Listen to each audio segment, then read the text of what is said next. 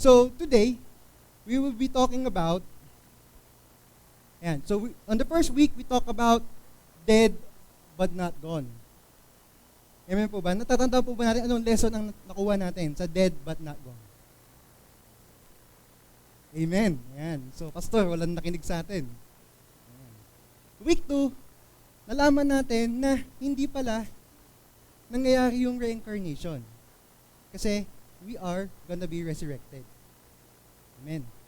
In the third week, or last week, heaven isn't for good people. So, hindi po napupunta sa langit ang mabuting tao. Ang napupunta po sa langit ay the forgiven people. Amen po? And now, week 4, hulaan natin. Ang ating pong topic ay, what happens 1 minute after you die? So, I know that some of us, or minsan, death is a sensitive topic. Amen po ba? Yung death po is sensitive topic. Pero as Christians, we talk about the nabubulol, in the beginning. In the inevitability of death. Ayan. Medyo kinakabahan po. Ayan. Because, bakit? Kasi it helps us understand that everyone faces death. Totoo po ba? Wala naman po sigurong immortal sa atin dito, no? Sino yung mga sangre dito? Wala naman. Ayan. And it is a universal and isang hindi nating matatakasan na bagay. Tama po ba? And it highlights that this reality can be understood through faith, providing a Christian perspective that sees death not as an end, but a transition to eternal life through Jesus Christ. So, hindi po ito ang katapusan, kundi ito po yung transition o vehicle papunta sa eternity. And it calls for us living, sino po ba yung mga buhay pa dito? Ayun. With the eternity in mind, making the most of life, preparing for one's own death by cultivating o dinedevelop natin yung ating personal relationship sa ating Panginoon. Yun po yung ating pinag-uusapan. So, meaning po, wala po tayong jokes today. Seryoso po tayo. Ayan. So, ano po ba yung myth about what happens 1 minute after you die? Next slide, please.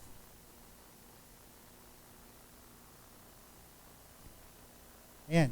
Myth po ay sabi, wala daw po nakakaalam kung ano ang nangyayari after death. Kung nga po yung tatanungin nyo, hindi ko din po alam. Hindi pa po kasi ako namamatay. Pero, we'll base it on the truth which is the scriptures. Okay lang po ba? Ayan. Baka po hindi eh. Ano nga po ba ang nangyayari kapag tayo ay yumao o nagpantay ang ating mga paa? So, ating pong alamin. Balikan po natin yung mga eksperto na Japanese. Sino po ba yan? Sila Haka-Haka and si Kuro-Kuro. Wala na. Ano nga po pala yung mga haka-haka about death or after we die? So number 1 po, sino po yung naniniwala na magiging multo tayo? Kumbaga, naka-move on na lahat. Umikot na yung mundo. Pero ikaw, napag-iwanan na. At di maka-move on. Huwag yung tingnan yung katabi nyo. Naka-move on na yan. Ano pa po ba?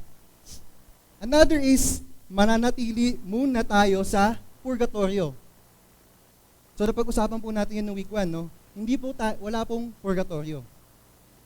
Kasi kung nasa purgatorio, ang sabi po dyan, kailangan tayong ipagdasal ng mga mahal natin sa lupa na nabubuhay para eventually maka-clinch tayo sa langit. So, ang tagal mo magdadasal nun. Di ba? Siguro 100,000 years bago ka mapunta sa langit. Pero hindi po totoo yun. Ano pa po ba? Yung mga naisip nating kuro-kuro o haka-haka. Kids, ano napapanood nyo sa cartoons? Pag namatay yung isang character. O ako lang to. Batang 90s kasi ako eh. So, isa haka-haka is magiging angel. Totoo ba yun? Magiging angel tayo? Yung pagkamatay mo, magiging nakasutana ka, all white. Tapos yung buhok mo, magiging Goldilocks. Blondie. Gusto nyo ba yun? Tapos, biglang may mag-a-appear na harp sa kamay mo. Tapos, papatunogin mo na, ding, ding, for all eternity.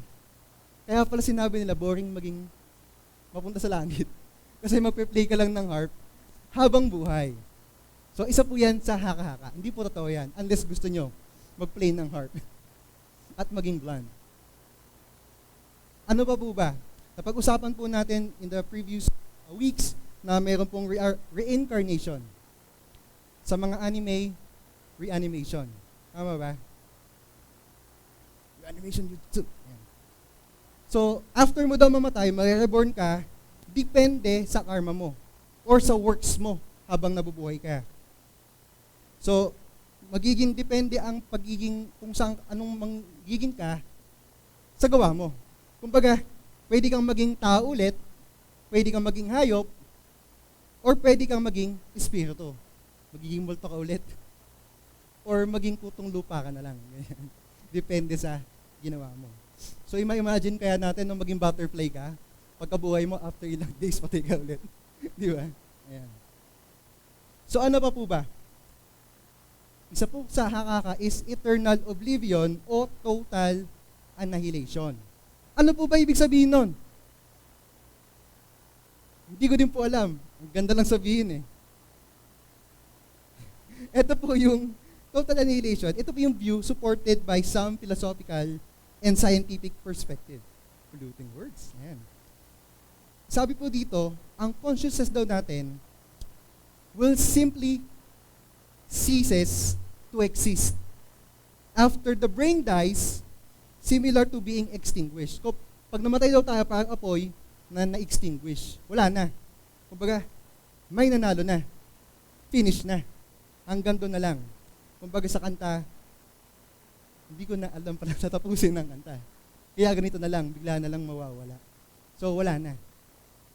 Ano pa po ba? Next is, nasabi din ng pastor ko ng first week agnosticism. Sabi, what happens after death is, aminado sila na unknowable. As there is no definitive and verifiable evidence either way. Kung pagsamasamahin natin ang kuro-kuro at haka-haka, in short, no one knows. Pakibalik.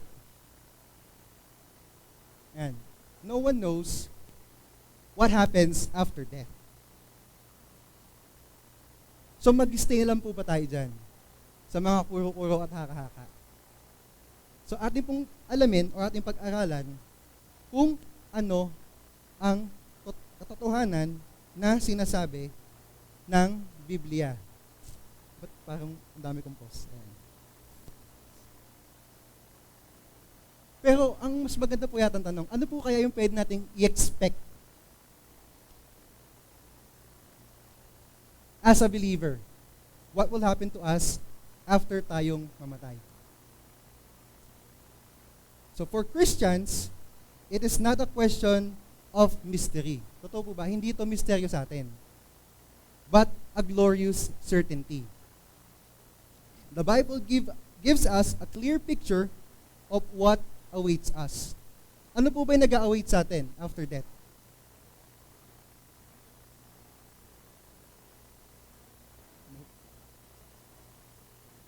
Ano yan? Meron tayong, sabi nga sa kanta, di ba? In my Father's house, there's a place for me. So, sabi ni Ate Sally, would you agree na we have a place in heaven? Kung tayo tutungo. Sino yung pupunta ng langit? Taas ang kamay. Ako lang nagtaas ng kamay. Yan. Ayan. So, sabi, death is a vehicle towards eternity. Pero sa eternity, meron pong checkpoint para malaman ang iyong destination or saan yung tungo mo after we take our final and last breath. So meaning, ang kamatayan ay pinto sa ating mga mananampalataya sa isang higit na mas maganda o mas mabuting realidad. Kasi minsan akala natin, ang ganda ng buhay ko sa mundo. Baka ito na yung heaven. Di ba may ganun? Kaya nga may kanta, heaven is a place. Dami ko ng anta, pastor. Ayan. Ayan. So, death is not the end, but a doorway. So, yung ating pag-uusapan po is mostly about believers. Saan tayo pupunta? So, may disclaimer po ako dyan. So, talagang fine print yan, no? Parang kontrata lang. So, the 1 minute after death, yung ating pang eternal destination is fixed and unchangeable. Okay po ba yun? Clear po ba? Kung saan tayo pupunta after our death, wala na pong bawian yun. Kung pumila po tayo sa maluwag na pinto or doon sa makitid na daan, final na po yun. Wala nang awi-bawi. Hindi po laban o bawi yan. Sabi, for the unbeliever, there is unending gloom. Ano po ba yung unending gloom? Unending sadness, hopelessness, and a state of deep, lasting melancholy or a literal lack of light and cheer. So, in short, pinaganda lang po natin, impyerno. For the believer, there is a personal welcome from Christ. Amen? So, dyan lang po ang pagpipilian natin. So, kung mamimili po tayo, saan po ba mas maganda? So, tama po yung choice nyo. So, ang focus po natin for today, we will explore the overwhelming, magnificent glory that awaits those who are with the Lord, meaning, magiging at home tayo with our Lord and Savior. And so, our sermon title for today, nakailang palit po ako dito The Glory of Heaven. So, can I invite everyone to stand up so that we can read the text or the scripture for today?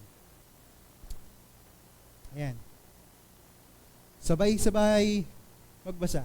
1, 2, go.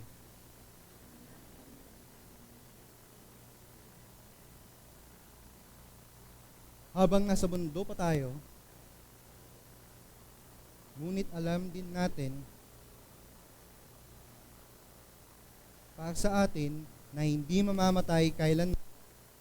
Ang katawang ito ay ginawa ng Diyos at hindi ng tao. Dumaraing tayo sa ngayon dahil sa katawang panlangit.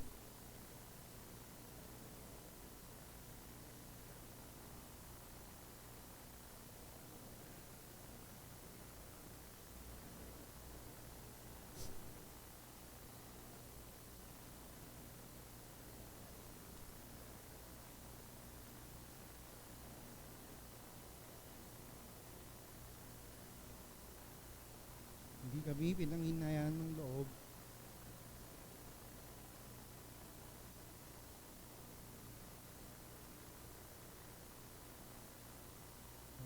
So gusto ko lang po pala i-emphasize din na sabi dito, habang nandito pa tayo sa ating katawan, dumadaing tayo dahil sa paghihirap. Kasi as we live in this earth, we will encounter trouble, sabi nga ni Jesus. Pero we have the confidence in Christ because God conquered the world. Amen? So sabi diyan, hindi dahil gusto na nating mamatay. Amen. Kundi dahil gusto natin na magkaroon tayo ng bagong katawan. Amen. So let's pray po. Lord, we come to you today upang humingi po ng karunungan at katalinuhan upang aming pag-aralan, pagnilay-nilayan ng iyong salita. Lord, Father God, itago mo sa iyong likuran, Lord. At gamitin mo po ang aking bibig upang ma-deliver ko po ang gusto mong ipahayag sa amin, Lord God. At bigyan liwanag ang iyong salita today, Lord God. Salamat po aming Diyos. Maaari na po tayong mag-suit.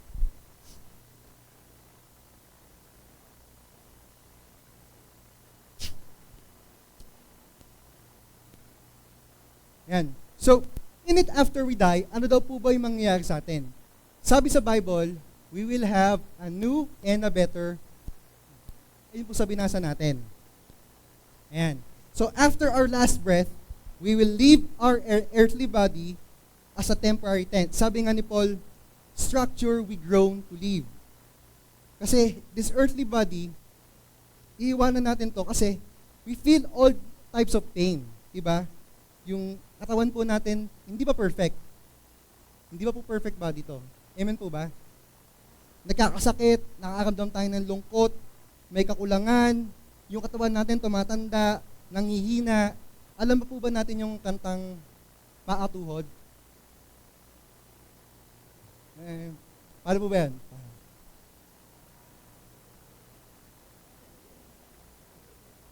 Yan po yung kinaanta natin ng bata tayo. Pero po ngayon, tumatanda tayo.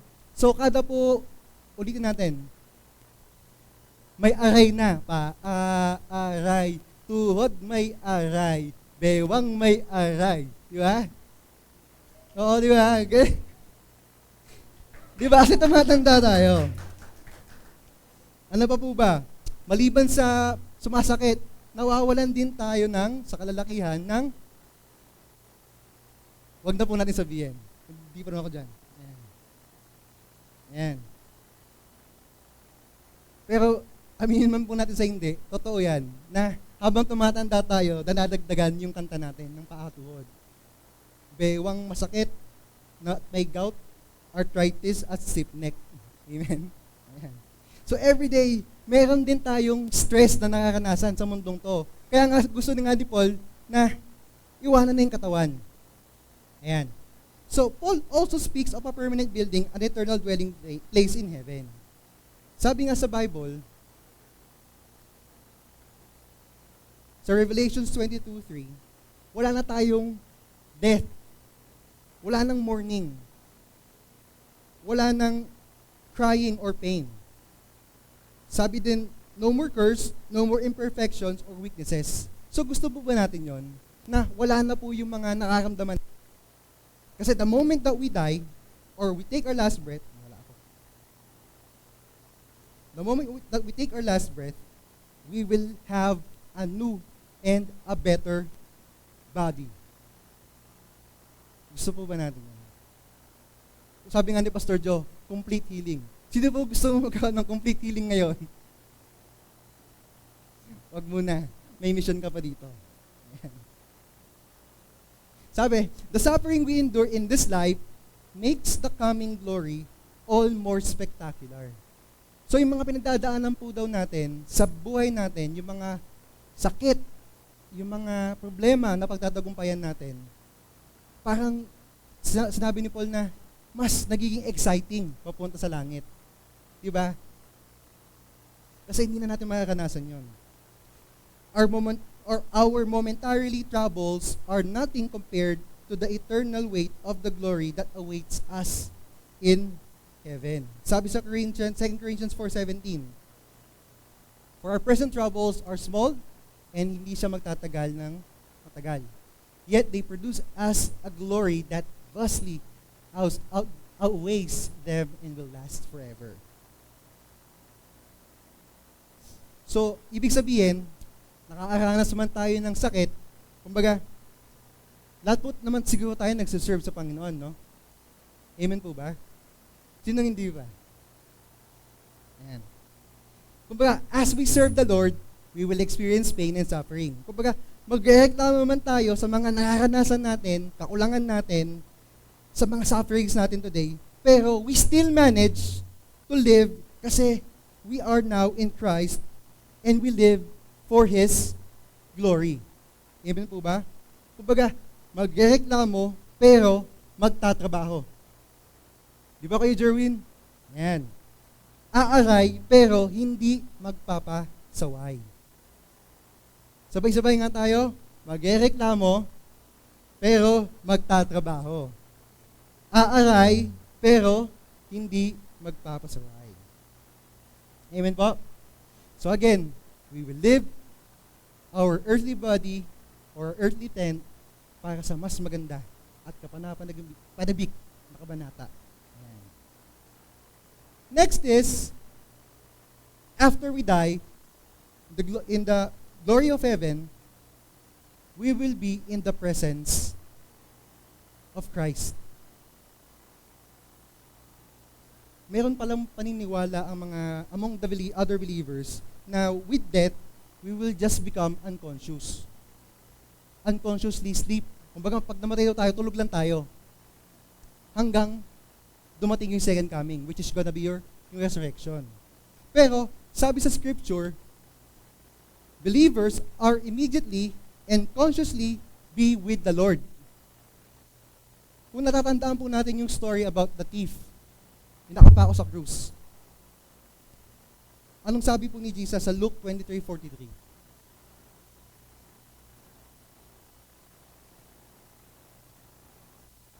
Sabi niya, "Today, you will be with me in paradise."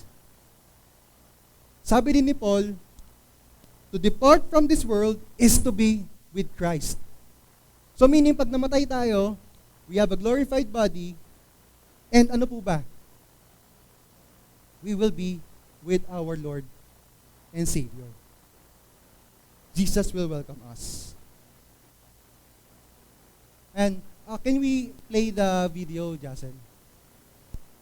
Yung example ng isang near-death experience. Kung ano po ba yung nakita niya sa heaven? Pero ito may pinili ko pinakamaigsi. Kasi normally po, pag nag-testimony sila about their near-death experience, tumatagal po ng 1 hour to 2 hours. So kung willing lang po kayo maghintay, meron po kayo nanda.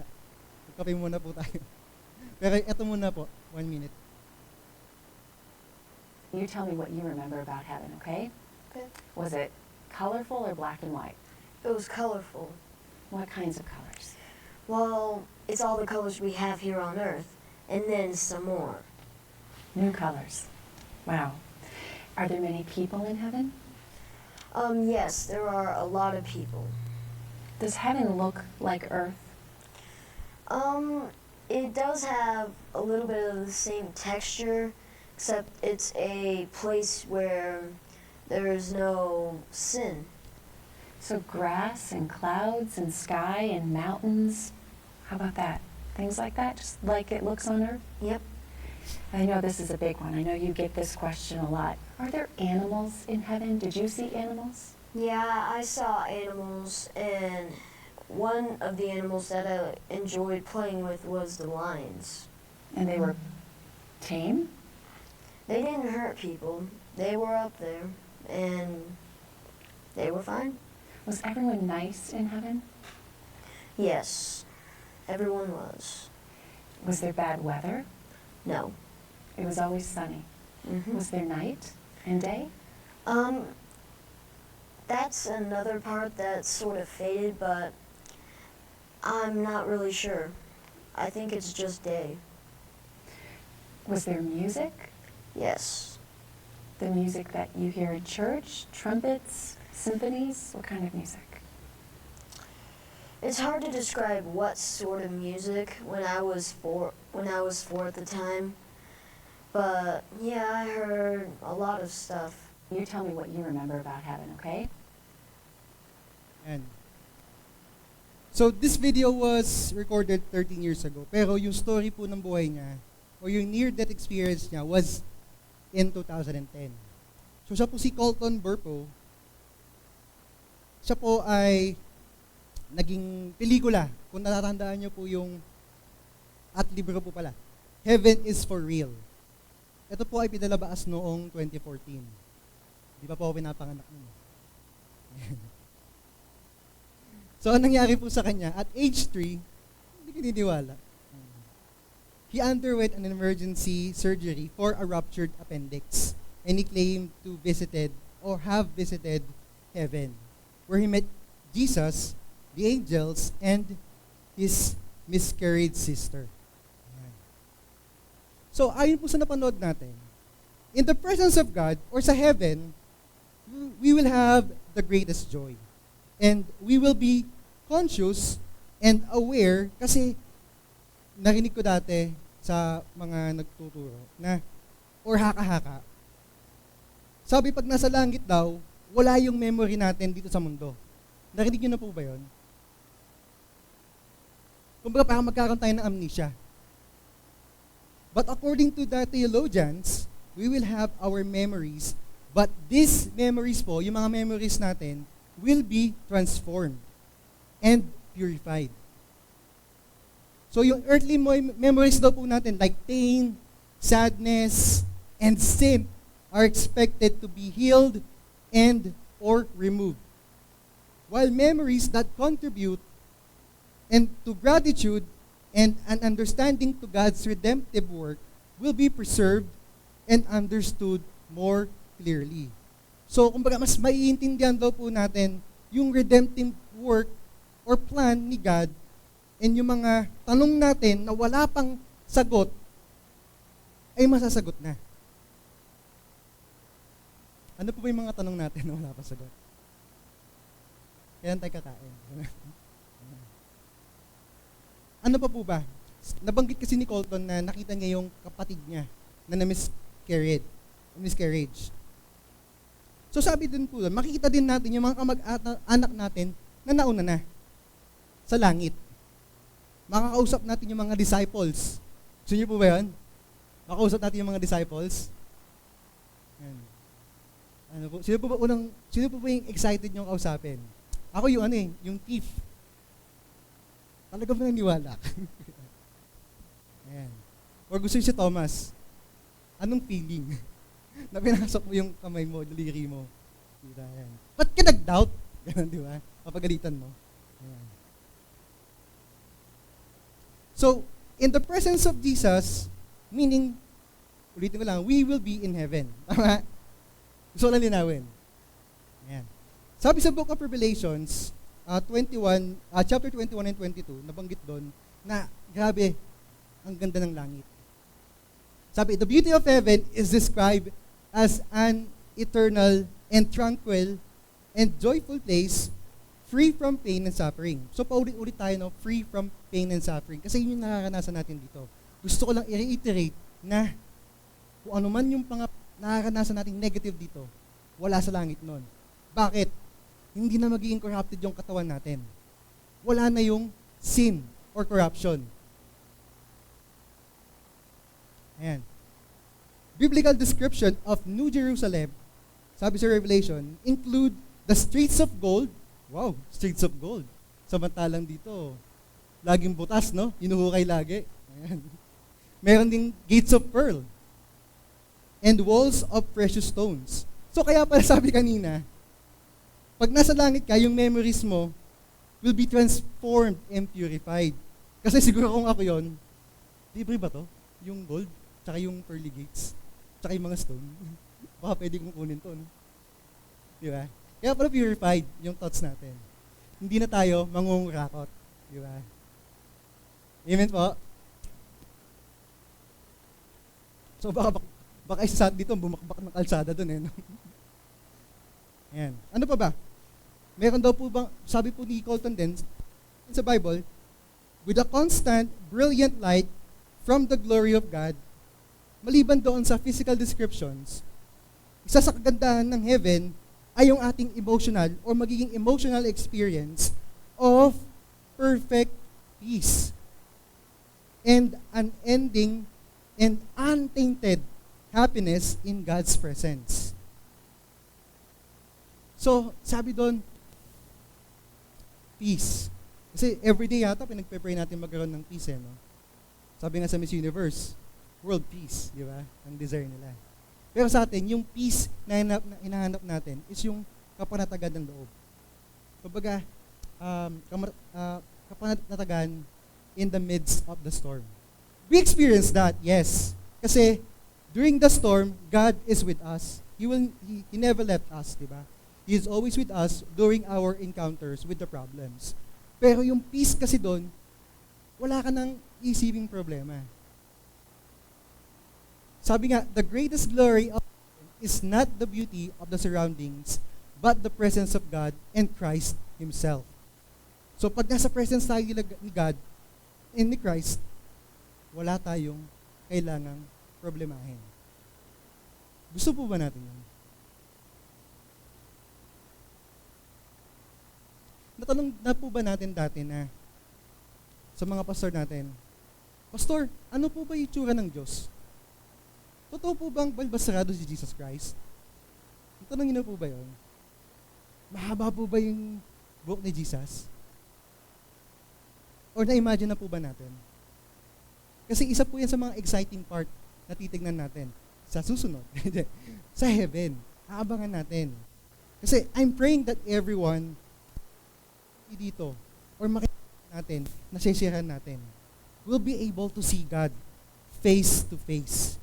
Sabi din sa Revelations 22 of chapter 4, they will see His face and His name will be on their forehead.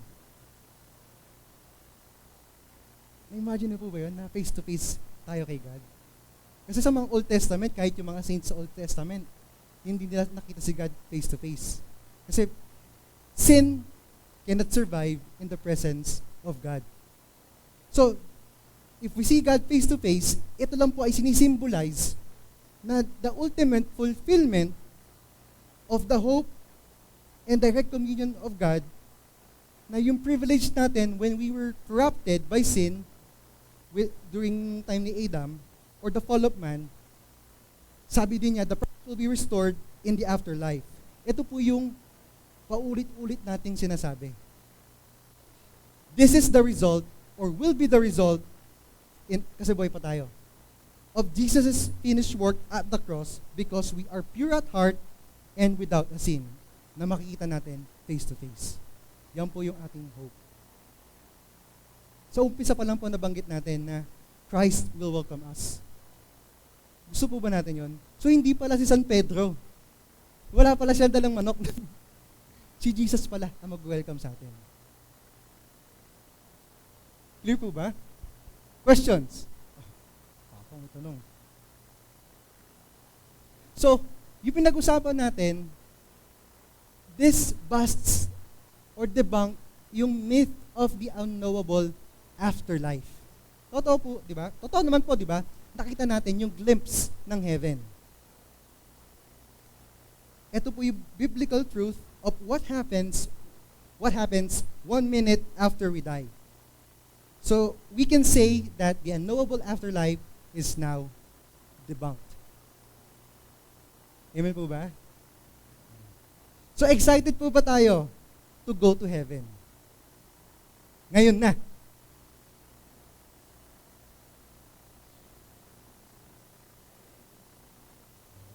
Matawa si Pastor Jo, joke ngayon eh. Thank you, Pastor John. Nakuha ko sa iyo yan. So, wag muna. May purpose pa tayo. Yung mga wala sa ministry, mag-ministry na tayo. Yung wala pang DG, mag-join tayo ng DG. And later, meron tayong, Pastor, ano yung later natin? DG mentoring. So, kung gusto nyo mag-disciple, umattend po tayo later. Ayan. May pa-lunch naman po yan, Ate Ja. So, ayan po. Idol ko si Pastor, nagpa-plug din ako ng mga activities natin. So next, ano po ba yung mangyayari the minute after we die or sa glory ng heaven? Reviewin po natin. The fullness of eternal life. Ano po sabi?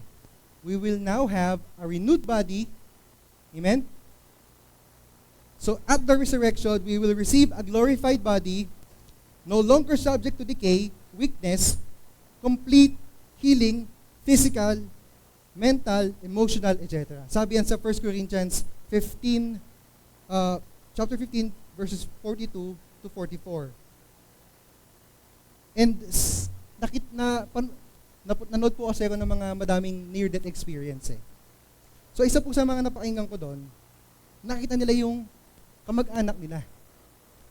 Kasi we will have a renewed body. So, yung mga kamag-anak natin na una, meaning, na-experience na nila yung renewed body.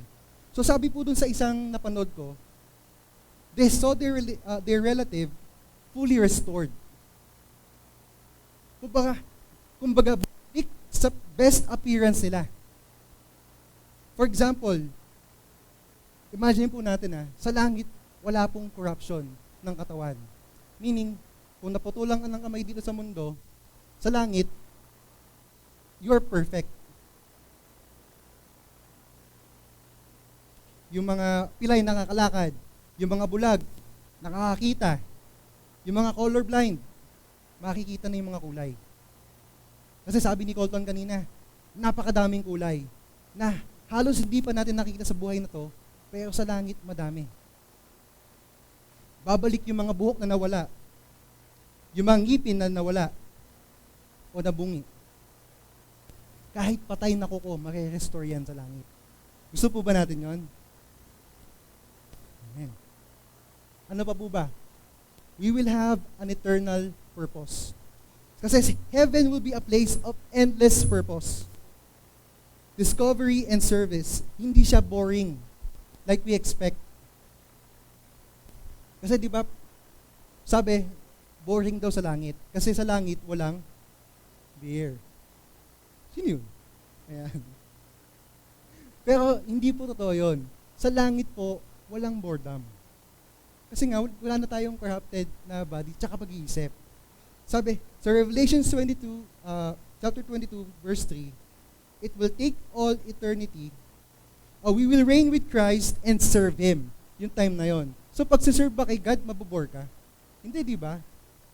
It will take all eternity to fully appreciate the infinite facets of God's character. In short, we will see God and His glory face to face. We will enjoy the things we enjoy here on earth. Yung mga ine-enjoy natin, sport, yung mga, ano po ba yung mga ine-enjoy natin dito? Magagawa din natin sa langit. Pero walang bahid ng kasalanan.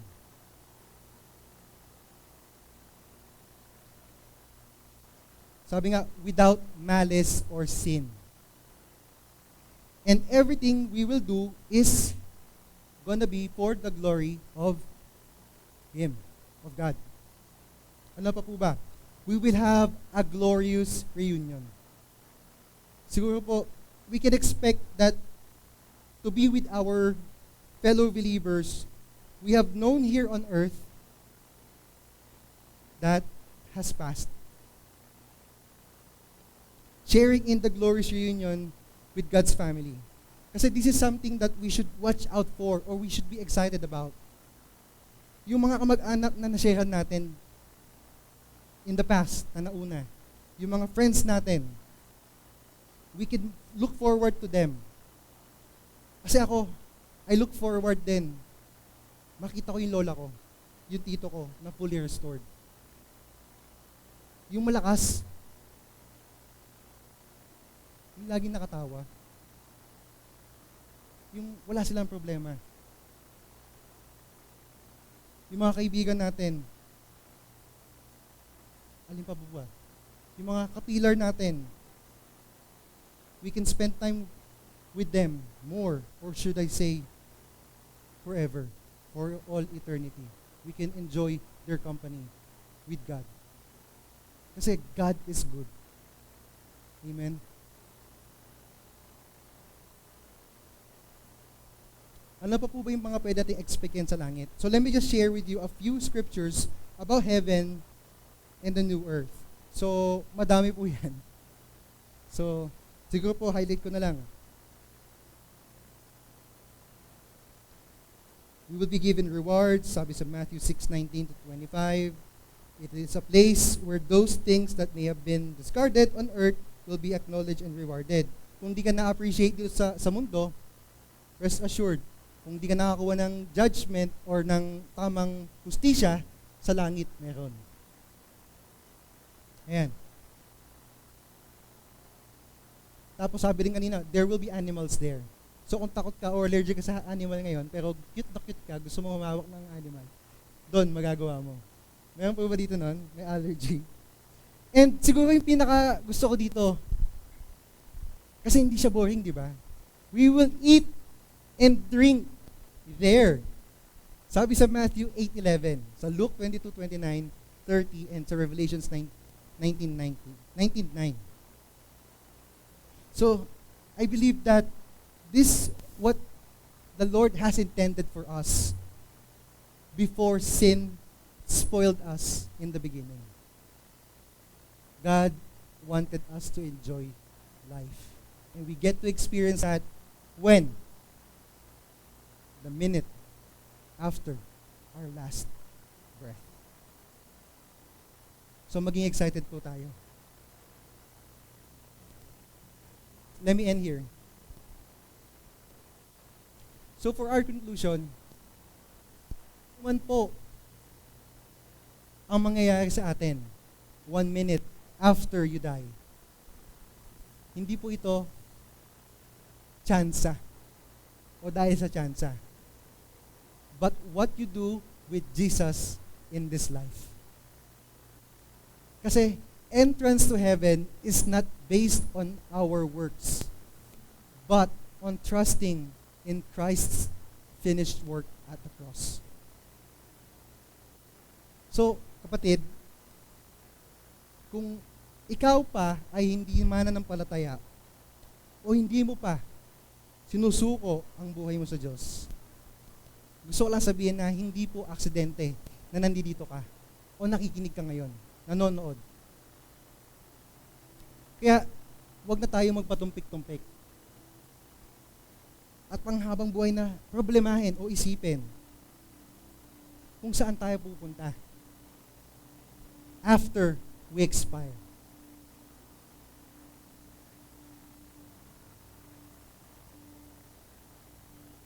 Kapatid, where will you be after you die? It will depend on your decision about Jesus. Are we ready to go home?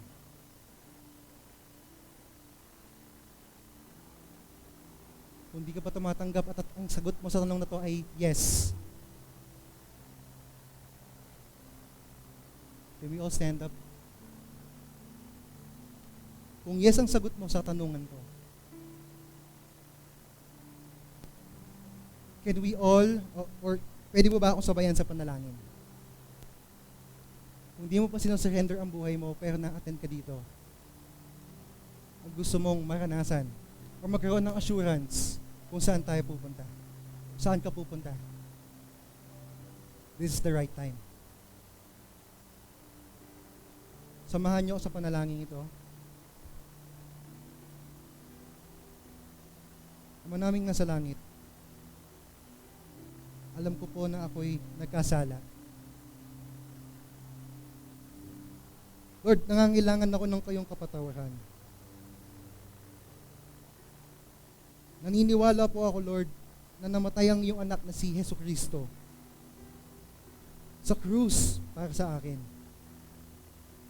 Lord, nakahanda po ako magsisi at talikuran ang aking mga kasalanan. Lord, buong pananampalataya po akong ko pong inaanyayahan ang Panginoong Hesus na pumasok sa aking puso at buhay upang maging sarili kong tagapagligtas. Panginoon, nakahanda po ako sa inyong tulong at biyaya na sumunod sa iyo, Jesus, bilang aking Panginoon ng aking buhay. Amen. Sa ating pong mananampalataya or mga Christian na, kaya po pala may urgency na dapat tayo ay mag-share ng gospel. Kasi this is what we want the world to hear. Why we want the world to hear the good news? Kasi gusto natin that the world to know that there is a gift of salvation coming from a loving God na even when we were still sinners, died for us. Kapatid, may nagmamahal sa'yo. Kasi kahit talikuran ka ng buong mundo, God will never win. Let's pray.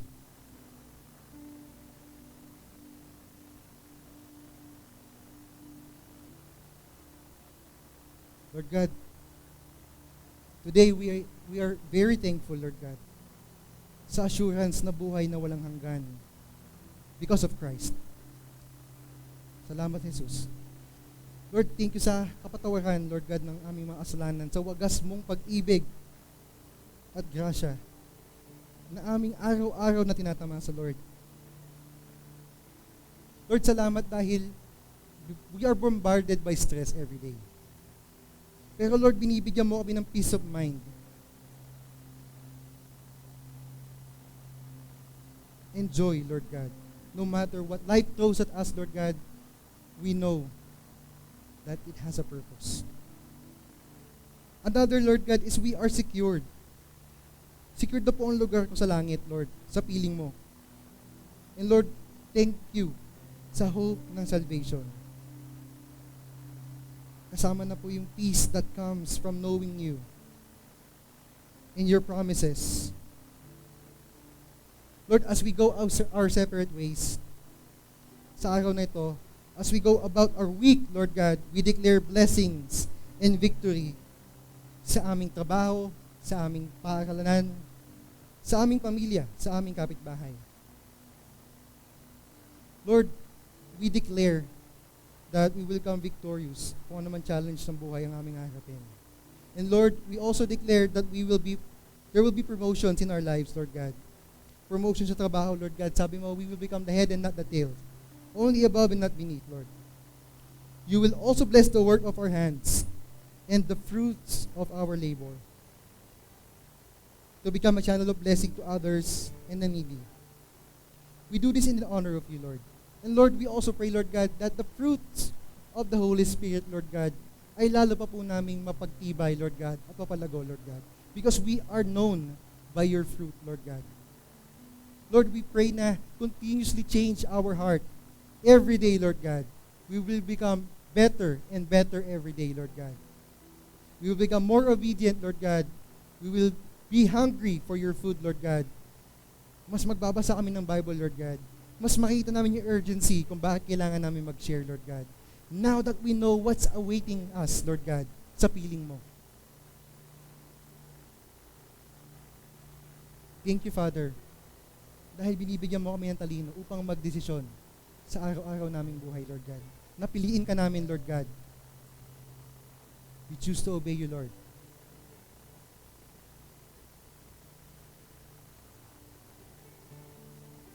Thank you, Lord, sa pagmamahal mo, Lord God. We know that we are not perfect, but Lord, you still love us. Father God, we bring you all the praise and glory dahil araw-araw mo akong binabago, Lord God. Salamat muli, Lord God, sa araw na ito. Sa iyo lamang ang papuri at pagsamba. Sa mabuting pangalan ni Jesus. Amen.